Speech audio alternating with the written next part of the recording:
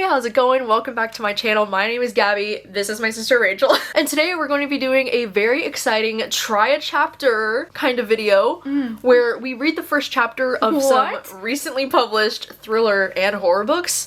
And we kind of let you know our thoughts about them. We did a video like this last year that I can have linked down below, and it ended up being like one of my favorite videos that I made last year, and so I really wanted to carry on this tradition this October and do another round of this. If you're new here and you have no idea how this works, basically we read the first chapters of the thriller and the horror books, and then we rank them on a scale of 1 to 10 based off of how intrigued we are to continue reading the book. And I think, you know, a lot of times with like thriller and horror books, that's the kind of genres where you should be able to tell right away from that first chapter, you know, like the tone of the book, and like it sets the expectations and the writing style. And I feel like a lot of times you can get a good grasp on whether or not a book is going to work for you just based off that first chapter. What she said. What she said. So we've each read 5 different thriller and horror books, and so we're going to be talking about our feedback today. But before we do jump into today's video, I just wanted to take a second to thank today's video sponsor, which is June's Journey. Because if you are a person who enjoys the mysterious and the spooky vibes, I really think June's Journey might be the game for you. June's Journey is a free to download hidden object mystery game that has a captivating detective story, and it takes you back to the glamour of the 1920s. Each new scene in the game takes you further through this thrilling murder mystery story, and we follow our protagonist June as she's on a quest to try and solve the murder of her sister. I think it's so much fun trying to find these hidden objects in these beautiful, colorful, carefully crafted scenes. I also think it's really cool that you can customize, remodel, and fix your mansion and your garden island. I personally love playing this game at the end of the day, right before bed, just getting all snuggled up and relaxed, and this is the perfect game to just kind of like shut your brain off and let this fun mystery take over. I love the glamour of the 1920s. It's just such a vibe when you play this game. And I also think the mystery in this game is so compelling that it just makes you want to keep playing because you want to keep unraveling more secrets and more clues. You can go ahead and download June's Journey for free by clicking the link down in my description, or you can scan the QR code that's on the screen. June's Journey is available on Android and iOS mobile devices, as well as on PC through Facebook Games. I highly recommend checking out this game, especially if you are a fan of mystery thrillers. I think this would be right up your alley. But thank you so much to June's Journey for sponsoring today's video, and now let's get to the trying a chapter. Okay, so we're just gonna jump right in. We're gonna go through these books one by one, and we're just gonna talk about how we felt about them. So the first book that I read the first chapter of was The Handyman Method, The Handyman Method by Nick Cutter and Andrew F. Sullivan, which this is the same author as The Troop. The Handy Method? The Handy Method! So it's about a family who's like moving into a haunted house, question mark? I don't really know. But anyways, the first chapter was, you know, it was pretty simplistic in my personal opinion, because the first chapter it fell flat. It fell a little bit flat. Yeah, Shit. like, well, the first chapter is just this family rolling up to their new home. You know, like, it's just them rolling up in their truck, and he's looking out at the house, and then he's like, why isn't there a lawn? Like, he's confused because, like, there's no grass. And they're like, you know, the builder dude is like, well, sir, if we tried to put in the grass now, it would just die because it's too cold outside. Or he thinks that he's, like, being screwed over because he thinks that they're being cheap or something. And then it's hinting at a lot of different, like, marital troubles between him and his wife. Like, they're not communicating very well, and they're just, like, annoyed with each other. And then the little boy, who's, like, his son, he's like, which room is gonna be yours? And then the son is like, well, that one might be my baby sister's. And he's like, what baby sister? And then he's like, oh, so your mom's telling you we're gonna have another kid? And like, you know, he's all mad. Haven't discussed that yet. And he's like, you think you can just decide for us if we're gonna have another kid? So, yeah, I don't know. It was okay. It was kind of slow. It's just this man being very upset about this house so far, and just, you know. So I think I gave this one a 5 out of 10. On the intrigue scale. Well, that's fucking low. I know, it's really unfortunate to kick this off with a lower one because I am very excited about this book. So it didn't tease anything about it being haunted? Not really. It was just like, it seemed like the builders were untrustworthy and that this man had issues with them, and that's all I got so far. So I'm still gonna read it this month. Oh. But now I'm a little bit less intrigued about it. My first one was called Last to Leave the Room. Ooh. Gabby just like gave me these books and said like, you have to read it, like the first chapter, and I just got the free sample, so like I couldn't read what the book was about. Yeah, she has like no knowledge of like what the descriptions are or the general premise. Like, she's just going in with zero ideas. Like, very dry, right? So right out of the gate, I was very fucking confused. I gave it a 5 out of 10. Oh. Boring. Oh. No fucking clue what's happening. Was trying to be intense, but kept using words I didn't understand, so it did not matter. About sinkholes, question mark.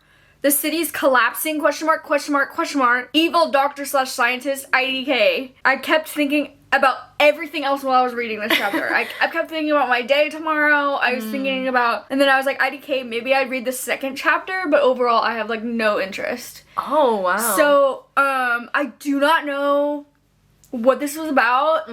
They kept saying the city is sinking. The earth is collapsing. So it's told from the point of view of the doctor? The scientist, yes. Oh, okay. And none of it was making any sense. It was like introducing a bunch of characters. It was like, you think it would like set the tone a little bit for like the atmosphere or like have some kind of like cliffhanger. Yeah. Or something as to clue in what the fuck this is about. And it didn't, and it was long. But compared to all these other long ass fucking chapters I read, it did have enough time to like give me more. Yeah. Tell me what it's about. I know, I was gonna say, I have the premise for the book on my laptop here, and so it does say the city of San Sirico is sinking. Basement of Dr. Tasman Rivers, the arrogant, selfish head of the research team assigned to find the source of the substance, is sinking faster. Girl is obsessed with the distorting dimensions of the room at the bottom of the stairs. She finds a door that didn't exist before. One night, it opens to reveal an exact physical copy of her. This doppelganger is sweet, where Tasman is calculating and cruel. And like, that was the thing that intrigued me the most about reading this one. How is it an exact copy of her then if it's like different personality? Like, it looks like her. It's like her doppelganger, but she acts different. I don't know, it was giving me like Us, Jordan Peele kind of energy just from the premise. So like, I don't know where this one could be just going. from this fucking paragraph, this is fucking boring. Do you not get boring from this? No. Alright, so the next book that I read the first chapter of was this book called A Haunting on the Hill by Elizabeth Hand. Haunting Hill House. Yeah, this is the one that takes place. It's the same fictional universe as Hill House. So this is like one of my most anticipated horror reads because, you know, I personally really love The Haunting of Hill House. I love the book and the TV show. And so I was really excited because this is like the first fictional novel to ever take place at the same Hill House. It's so cool because in the prologue of this book, it's kind of like a tribute, you know, to like Shirley Jackson's Haunting of Hill House, because it talks about how most houses sleep and like most houses dream, but then it's like Hill House watches, Hill House waits. It's just like so like, ooh, like kind of eerie and spooky right away. And so I really like the prologue of this. I also really liked the writing of this just right off the bat. Like, for example, one of these quotes, she said, "The air had the intoxicating bite of early autumn." Oh, isn't that just like, ooh? I know, it's a really short first chapter. It's only 10 pages, but the first chapter ended on a note where you're like, wait, what? It was almost like a little bit of a cliffhanger, you know? So I feel like that's an ideal first chapter for me when it not only has like beautiful writing, but it's also like ends on a note where it just keeps you wanting to read. That's what I was gonna say. It has to have a formula, right? Yeah, it has to have something at the end that like keeps you like hanging. Like a foreshadow a little. Yeah, and this one's really interesting so far because our protagonist that we're following, she's an English teacher who wants to write plays, and she's recently moved out of New York City with her girlfriend or her fiance. I can't remember if they're fiancés or just girlfriends. I'm excited by that first chapter. I think I wanted to give this one like 8 out of 10, maybe even a 9 out of 10 now that I'm talking about it. So the next book I read was Night's Edge. Ooh. So I gave that one a 10. Oh, what? Well, a 10? Dude, after that other chapter, I was so bored, and I go into this one, and it's just like, bam. Okay? Like, I don't even know. Like, I'll just read you the first fucking sentence. I'm hungry, and it's 2 in the morning. The fridge is empty, and Mom's dead on the couch. What? It's like, what is going on? So what I loved about this one is that it easily set the tone. I love when the first sentence is for someone that's like, I get bored reading, I need some spice. Yeah. That was like, okay, what? So my notes, I just said, what the fuck? So intense, so gripping. Vampires? Question mark, because the end of this first chapter, random man comes out, and it's like, you think that it's like drugs, like a drug addiction, because he's like, I don't know, man. He tells her, like, the kid is 10 years old. That we're following. It seems like a drug thing because it seems like she overdosed, because he said that, he's like, I don't know, man, we just got carried away. Like, this guy's telling this 10-year-old that. She's like, ugh. Oh my god, so it says that she has some bite marks exposed on her skin. And so I was like, oh, wait. And then it's like, he tells me not to watch, but I still keep my eyes open. He holds his bleeding wrist to her blue lips as I finally force my eyes shut, hers opened. Oh. So it's like he fed on her and then she's like alive? Oh. And so, oh my god, this whole first chapter was like so descriptive and it was literally only like, I don't know how long this would be in a physical book, but it was like 1 scroll, 2 scrolls. Oh, so it wasn't it's like very long. Not long, and it had so much already. Like, I knew she's 10 years old. I knew she has some things going on with her mom because they have beef, or this isn't unfamiliar for her to be like passed out on the couch. You know what I mean? Like, there's already, I know that there's this tension already. It set up the whole like atmosphere of the house. It set up who is this weird man? Like, and then it leaves off with that weird cliffhanger, and it didn't even have to tell me that much. It was like, oh, she has some bite marks on her. She passed out on the couch. You're like, okay, like your mind's already going everywhere. Like, what does this mean? What is that? And so I love that it's like, I don't know for sure. I think it's obviously vampires. It's vampires. Okay, yeah. So it's like, I just love that though. With like, that's such a good first chapter where it kind of leaves you hanging, but you kind of know, okay, like I think I have an idea. Cause like that other book I read, The Last to Leave the Room, what the fuck is going on? You know what I mean? Like, I love though that like you're able to piece it together, but it gives you just enough where it doesn't have to spoon feed you. Yeah. So this next book that I read was called There's No Way I Die First. Yeah, we have like a spooky, fun, Halloween vibes kind of cover happening here. This one's actually a young adult horror novel, and what I really like about this book is that it starts with a guest list. And it kind of like talks, it's like a full list of the characters, so you can kind of like see all of the character names, which I appreciate, especially in books like this where there's a lot of characters to like know. And then I also really like that there's a prologue in this book that's kind of like a podcast script from this guy. He did a podcast with our protagonist. Our protagonist, her name is Noelle, and she's this teenage girl who, she has these like movie nights on her social media that she calls jump scares. It's like a movie streaming thing that she does, like watch parties, and she makes the watch parties, most of the horror movies that she focuses on are black horror movies that are specifically made by black people. She just hosts these watch parties, and she's kind of made a big like following for herself online doing these jump scares like watch parties, which I also think is so cool. It's so fun. I love reading in books about like people who have like internet jobs, you know, like social media people, because you know, since that's what I do, I just get really intrigued by that. And so chapter 1 starts with a quote from the movie Halloween, which is just so iconic.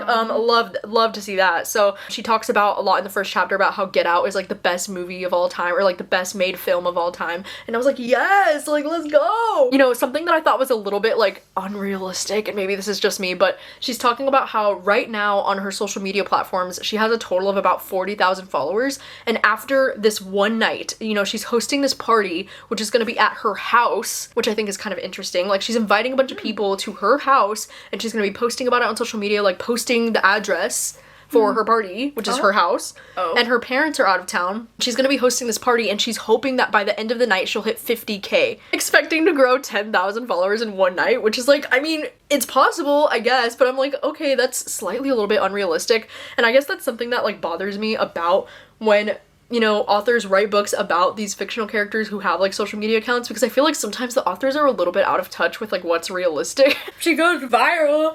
Well, yeah, but I'm like, unless you're inviting 10,000 people to your house, like where are you gonna get all these followers from, you know? There's this guy named Archer Mitchell who goes to her school, and she just had a crush on him back in middle school when he was like a small little nobody, and now it says he's blown up and he's making music, posting videos online. Then last summer one of his songs blew up on TikTok and he landed a record deal, and now Billboard calls him a hit maker. And I'm like, oh, okay. Billboard. So like he's like huge on TikTok, huge on Billboard, and he has a huge following of his own now, but he still goes to her high school and he sits next to her in like AP English or something. But I don't know why it does tend to bug me a little bit in stories where we have a character who just like posts a song online and then immediately goes viral and like gets signed on a record deal. I'm just like, what? I don't know, it's just a little cheese for me, and I have a feeling that there's gonna be some romance between these two, and I don't know how I would feel about that, because like young adult romance is just a little bit cringy for me sometimes. So I think overall I'm gonna give this one like a 7 out of 10. Like I'm intrigued by the things that I really like about it. Like I do really like the idea of like horror movie watch parties kind of thing that she does. Like I think that's really cool, but I'm also like not that excited about that possibility of like a young adult romance. And is it called like There's No Way I Die First because she's like a horror movie enthusiast? Yeah, because she's the black girl and she's talking a lot in the beginning about how she's so tired of watching these stories and horror where the black people always die first. So that's, I think that's why it's called There's No Way I Die First. Like if that were me, yeah, she's like, I know my horror movie shit, and she's like, if that were me, there's no way I'd be the first one to die. So the next one I read is All Hallows. So I gave this one a 7.5. Ooh. So it was like a little wordy at first, okay? And I mean that as in like it's given too much. Let's get to the point. Get to the point, yeah. But what I did like is that, so it was kind of like la la la, as it sounded like to me in the beginning. Let me just explain this a little bit better. Yeah. So there's like this family that lives on this Hallows farm, and they're going to be selling it. And it's his last Halloween at this farm, and he likes, it's like him and his daughter's bond. They like share this passion for Halloween together. Cute. His other son doesn't really give a shit, but it's like him and his daughter, they love scaring each other. They love setting up this huge haunted maze house thing for the neighbors. It's kind of cute. That's what I liked about it. I kind of liked how he shared a bond with his daughter about loving Halloween like that, and I was like, yes! The whole chapter is just about him setting up for this last Halloween, and his daughter doesn't know that it's gonna be her last Halloween at this farm, and like he's really sad about it, but he's like trying to keep it alive for her and like to keep it fun. But then he's like, he goes on talking about how they scare each other, and he thinks that his daughter's scaring him, and there's like this little girl dressed as like a Raggedy Ann doll. Ugh. And she like, it's so like someone's behind this like thing that he set up, and he was like, oh Chloe, like really funny. And she was like, yeah, and she's like way down there, and she's like, what, Dad? And he was like, and he thinks it's like her, and then he sees this little girl like fucking run. The daughter brushes it off like, oh, like maybe she's just excited to see what we have in store today. And the dad's kind of like spooked. He's like,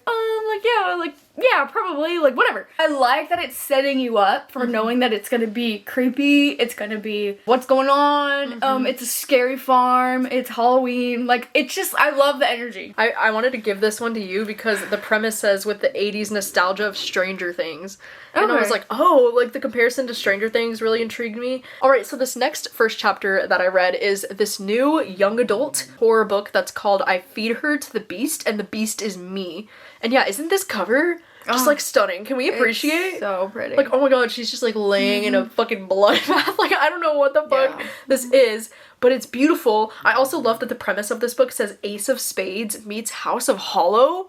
Like, what? It just kicks off with a bang, with this dedication. She says, to those who find freedom in becoming a monster when denied the space to be human. Ooh, 10 out of 10. Damn, yeah, that was a 10 out of 10 dedication, so I was here for that. And then I also appreciate that this book starts with an author's note that has a content warning, which I also really appreciate, especially when it comes to young adult books, because, you know, I do think that especially young adults and teens should be going into books knowing the content warnings, because I think that's just like a really good thing to be doing. I like that, you know, before the first chapter, there's this tiny little prologue that was kind of confusing, but it was really creepy, and it ended with this quote when it said, something hot and sharp gripped my ankle, then the rock floor vanished beneath me and I was pulled under down into the void. What? Like, what are we talking about? Like, metaphorically, I don't know, but now I'm thinking about some Stranger Things, like, upside down world, like, I don't really know, but I was like, what do you mean you pulled into the void? Like, what are you talking about? And so then, getting into the first chapter, we learn a little bit about our main character, and we find out that she's a ballet dancer at the Ballet Academy of Paris, which, like, whoa, you know, like, yeah, that's very cool. I don't know, the first chapter was very weird to me because it was just name dumping a bunch of different characters. Like, there were so many characters you were getting introduced to at this academy, like at this ballet school, and you find out that one of the other girls that's a ballerina is her ex-girlfriend, and it's like, ooh, ballerina ex-girlfriends, like, how exciting. Just based on that first chapter, I'm like, I have no real idea like what this book is even about, and I'm personally not really big into like dancing or like learning about ballerinas. Like, that's not personally my kind of thing, so I feel like overall I end up giving this first chapter 6 out of 10 because I'm definitely definitely intrigued, especially by, you know, the prologue. I was actually more intrigued by like the dedication and the prologue of this book than I was with the actual first chapter. The next one I read, sorta, was Looking Glass Sound. So I gave this one a 6 out of 10, but now I'm kind of regretting that. I feel like it's lower. Okay, so first of all, it did start a little wordy again. Okay, like we get it. So it's like this kid whose uncle just died, so the family is trying to sell his house, okay? And this house is like on a beach and it's like beautiful, but it kind of did this thing where I hate in first chapters. Okay, first of all, this first chapter was so fucking long. Okay, like way too long. Like what the fuck is going on? Okay, so it kind of like sidetracked every single sentence it would kind of carry into something else. Like, oh yeah, and then this, and then this. It had, for the first chapter, it had 8 spacers. Oh wow. Like, and then cut, and then cut. I was like, bro. So there's this kid, I'm assuming he's like a teenager, and he's like, it talks about how he's like, just wants to go skinny dipping by himself. Yeah, and then he meets this rando girl and guy that are like approximately his same age, and he thinks they're a couple, but they're not. They like give him his underwear, and they're like, you're gonna need this. Like, it was just so stupid. I'm like, what is this book about? What is going on? And then they give him his underwear, he puts it back on, and he's like, I'll see you guys later. And then they come back like the next day, and they're just like all hanging out, and then the girl leaves, and then the guy is like, hey man, like, is that your girlfriend? Because I kind of fucking think she's hot. And then he just decides, our main character that's seen this woman for a day is like, I'm in love with her. He's like, I'm in love with her. He tells her, he's like, are you dating her? Because I'm in love with her. And he goes, no man, but I'm in love with her, and I'm gonna make her fall in love with me first. And they punch each other. Then they fight. And I was like, what is this book about? What is going on? What's the horror? What's the thrill? I'm so confused. It's just like high school stupid shit. Then they're like, they come to an agreement. They're like, yeah, man. Whoever falls in love with her first, man. Whoever gets her first. Like, acting like this girl's gonna fucking like them. Like, they're fucking stupid. And then the next day goes on, and then we're finally getting into, I think, the substance of the book. And the 2 other teenagers talk about, they're like, do you think he's watching us? And our main dude is like, what are you fucking talking about? Yeah. And they're like on a boat, like in the middle of the fucking ocean or something. And he goes, oh, there's like this guy that takes pictures of kids in their sleep.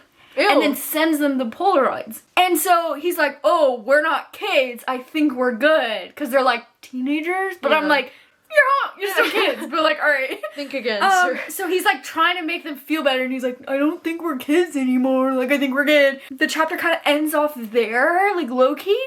So I was like, okay, this is why I'm so conflicted with this chapter, because I fucking hated it. I would have given it like a 2 stars out of 10 until that last fucking paragraph where they talk about this dude. Something creepy. Yeah, I'm like, okay, then, like, but I don't think I would continue reading it just because I do not like any 3 of these characters. And I think it's stupid. And a part of me is thinking that it's the uncle.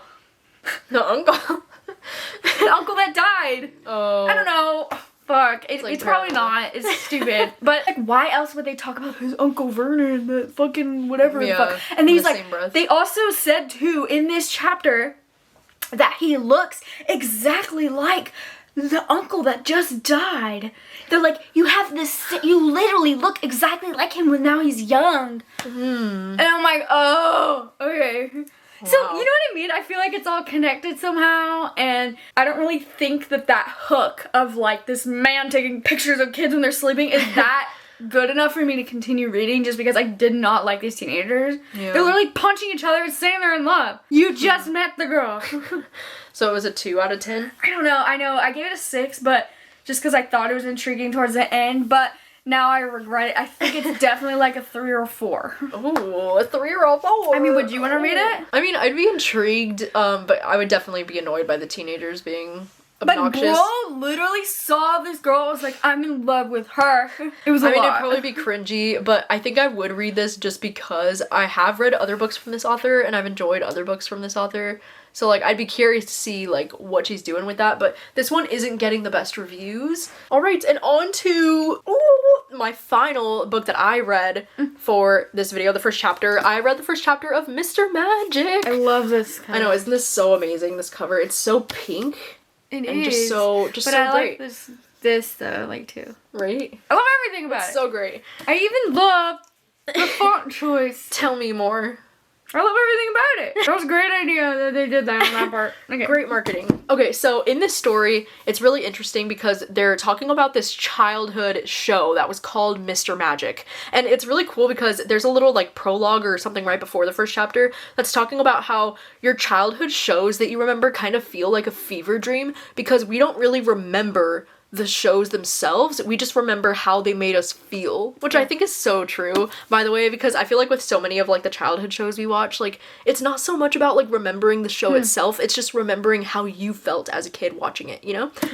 Which I think was really great and really cool to like start off the book that way. But the prologue reminds me so much of Nope, like the movie Nope from Jordan Peele, because they're talking about how there was a TV scene in this show, where there was a tragedy, so the show had to be like shut down, and there was a situation where this person, Mr. Magic, or this character, or whoever the fuck this was, there was a scene where it looked like he like disappeared and like vanished into thin air, and like they dropped something on his little coat thing that he was wearing, and it just like fell and vanished. Like, I don't really understand what was happening, but they said there was like a tragedy, something happened, so the show got shut down, and now it's taking place like 20 years later where the show is going to be having a reunion for the first time, and we're following this character named Val, and it's unclear to me if she's one of the like cast members from the show, but I feel like she must be because it's gotta be, right? Like, I don't know. They never really clarified, but we're following this character Val who's working at a camp, and like one of the young girls at the camp, she asks her if she has any kids, and she's like, no, I don't, and she's like, well, are you going to start soon because you're old,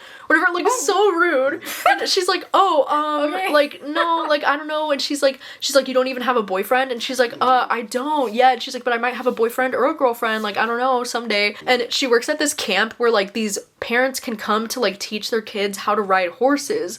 And I'm like, dude, the Nope vibes? I was like, wait.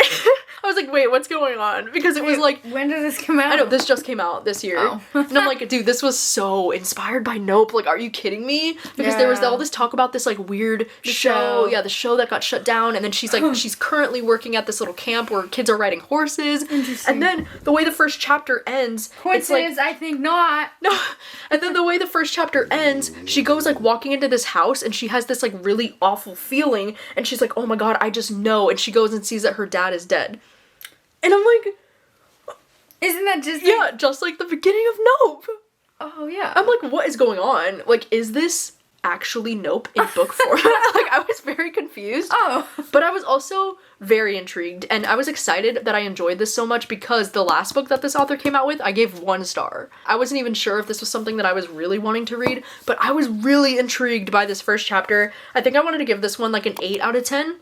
Just because I was a little bit like, is this Nope? Yeah, like, what? Like, the inspiration is so strong. Copy paste? No, like, the inspiration is very strong, clearly. But I'm also like, I'm okay with that because I love Nope. So, like, if this is inspired by Nope, then, like, cool.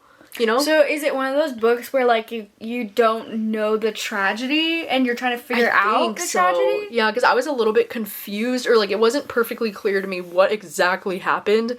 Yeah, I enjoyed this. This was one of my favorite first chapters that I read out of all of these, so I had a good time. My last one is this one. The Stranger Upstairs.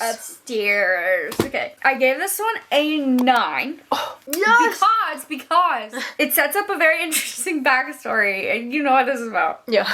This house where a lot of murders happened, or I guess not a lot, but one murder, this man murdered his wife, and he was gonna murder his daughter, but she got away. But a lot of people say that you can hear her screaming at night, don't kill me, down the street. Oh. Like, it's still like a thing, okay? And so, actually, it's not really clear if the daughter's still alive or not. Anyways, it reminds me of like a TV show where it's like a comedic TV show, okay? And it's trying to make, it's like really raunchy, dark humor. It kind of reminds me of like Sign Here. Ooh. This realtor is like talking about how your house significantly goes down in price when someone murders you there. And it's like, well, yeah. So it's like satire. Yes. Like... And it's like, well, yes, of course. And so this woman, this real estate agent buys it, and I think she's expecting to like flip this house and like get more money than she did buying it. And she's like, actually, I think she's like fucking crazy, because she'll literally like, so she bought this house with her husband, and her husband is like, I don't know about this. Like, he's like clearly uncomfortable. He keeps being like, why do you want to sleep in the room that the woman got murdered in? Like, why don't we pick another room? Or like some of these comments that she'll say, like she ends it with saying, most people sweep monsters under the bed, but I pull the covers back and let them crawl in. You know what I mean? Like, she seems like unhinged. She seems like there's a lot of unsolved things going on inside of her. Like, I don't know, like, why she would want to purchase this house, why she wants to sleep here, what's going on. I think, like, the point of the book maybe is, like, to uncover, like, what the fuck happened to her. She's, like, totally chill with this. And, like, I totally get her husband's reservations. Like, he's kind of like, I don't know, man. Like, it was a pretty short first chapter, so, like, there's not a whole lot I could go off of. But what I mean by, like, the satireness is that, like, there's just like one page before the chapter, and it's like, want a great deal on a house? Buy one where someone was murdered. Like, you know what I mean? And it's the email. And it's like, here's the killer truth. A brutal murder can slash the price by as much as 50%. But would you do it? Best-selling author Sarah Slade would. She's like, my husband's eyes drift to the pillow-sized blood stain on the floor. It's impossible not to stare at it. I wonder if he's imagining it the morning after the murder. The blood all glossy red like lipstick. Maybe it's Maybelline, or maybe it's murder. What? This is what I mean. Like, she's very like, bro. Like, someone got murdered there in your house. And of course her husband's like... Yeah, like what? Maybe it's Maybelline, or maybe and she's it's like, murder. He plays the Xbox until early hours while I lie awake at 3 a.m. reflecting anxiously on all the things I need to fix, like my marriage. It's like, I think she's very like dark, you know? Yeah. Okay, she goes, I quickly tap in a caption, like on her Instagram. Moving day at Blackwood House. These gorgeous guys approve. Head to my website for all the renovation updates. Hashtag Blackwood House. Hashtag Cockatoo. Hashtag Melbourne. Hashtag Reaper. Hashtag Murder House. It's her own house. And she's like, I hesitate, wondering if I should use that hashtag. It's a bit much, I suppose. Oh, you suppose? Just a bit much. Like, it's just so sad. Like, somebody got fucking murdered there. You know, this is my book troop pick for the month of October. So we will be reading this together in October. So hopefully it ends up going great. So glad. So what was your favorite first chapter out of all of these? Night's Edge. Night's Edge. Oof.